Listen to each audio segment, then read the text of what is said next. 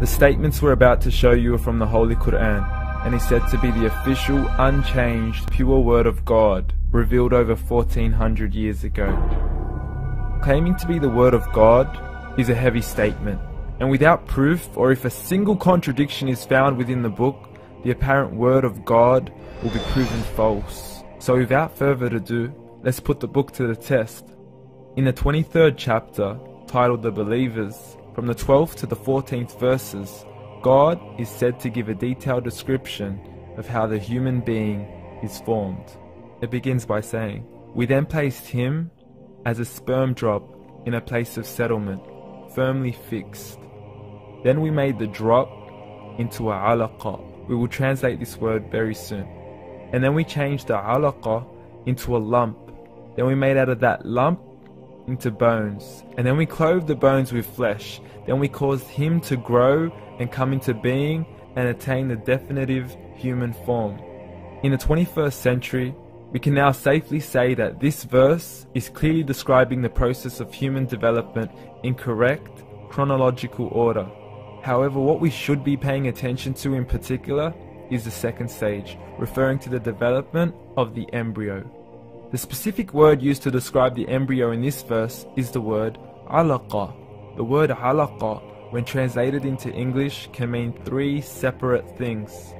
Firstly, a blood clot, or to be suspended, that is to be hanging or clinging to something, or thirdly and finally, a leech. Now, all three definitions don't come anywhere near what we perceive to be the human embryo.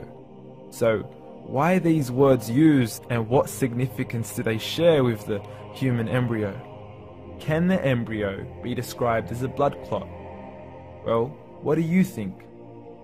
In the third week of embryonic development, a tubular heart joins with the blood vessels to form a primordial cardiovascular system, and by the end of the third week, the blood is circulating and the heart begins to beat on day 21. The first thing that comes to mind in regards to being suspended or hanging is the umbilical cord. But we can't use that example because we are simply referring to step 2, before the baby has even formed.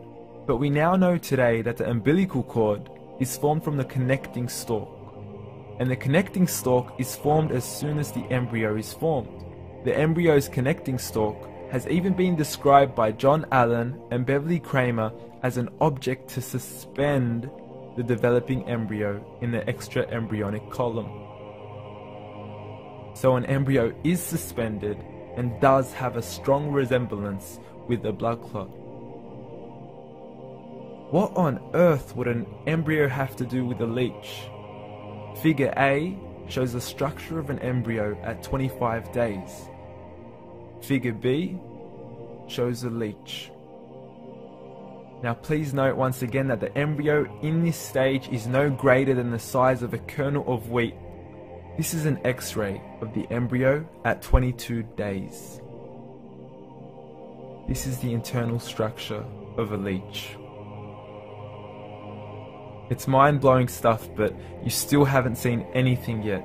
This is the head of the embryo at 22 days.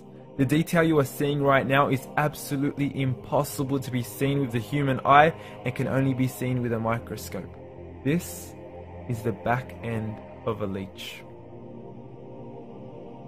There's no other words used to describe this other than mind-blowing. The pictures we have shown you are impossible to be seen with the human eye or even to be predicted by the human mind.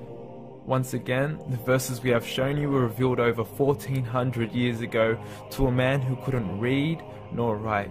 Are these the words of God? Descriptions of the human embryo in the Quran cannot be based on scientific knowledge in the 7th century. The only reasonable conclusion is that these descriptions were revealed to Muhammad from God, from God, from God, from God, from God.